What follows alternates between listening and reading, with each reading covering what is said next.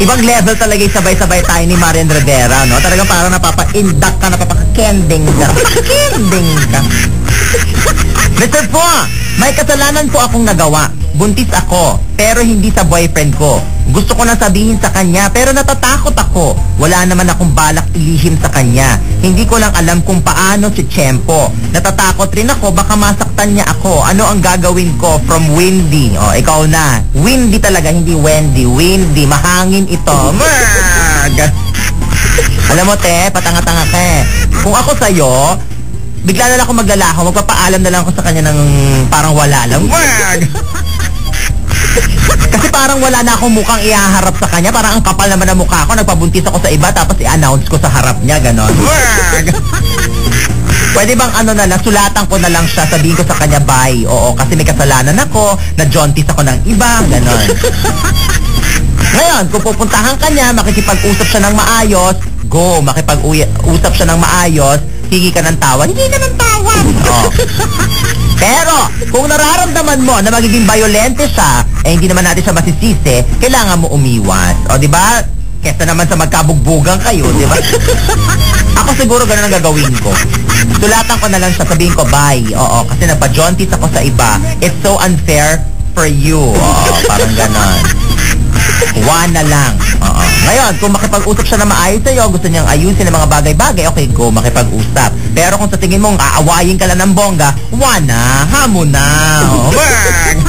At sana naman matuto ka na Windy. Oo. Kasi kapag hindi ka natuto Windy, nako, ipapadala kita sa hangin. Sa hangin! Sa hangin habagat.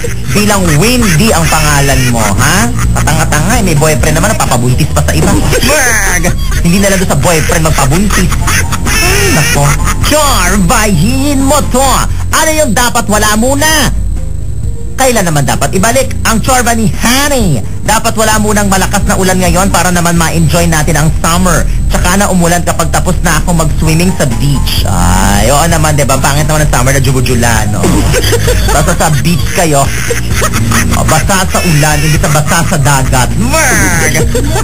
Ang chorba ni Mikey, dapat hindi muna ako mangupit ngayon kasi gipit si mama. Tsaka na ulit kapag mapera na siya. Uy, gago ka, wag ganon. Nangungupit. Naku, sige. Yung ibang mga nangungupit dyan, naiipit. Naiipit ang chever. Pit-piting kaya chever mo eh. Ang chorba ni Kinsaya.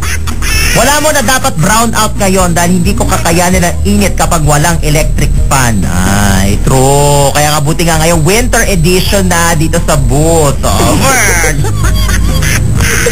winter edition na. Ang kawawa lamang po ay mga nasa labas ng booth dahil sila po ay pulmonya edition. Pero I am so happy. Nakapag-order ka na, Emily? Correct. Ayan na. May pudam.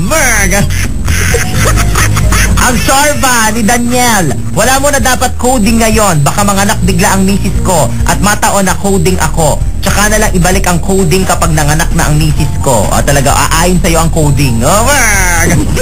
I think naman pag emergency, ano naman, lusot ka na sa coding. Siguro naman, hindi ka na huli ng MMD. Nakita na lumalabas na yung bata. Yan ay ulo, Manganganak na po yung misis ko. Ayan na yung kamay, ayan yung paa. Ay, hindi po pwede. Coding po kayo. Alam mo, gumanon pa yung MMDA, no? Dagokan ko sila. Bilis mag-text sa 0908-17484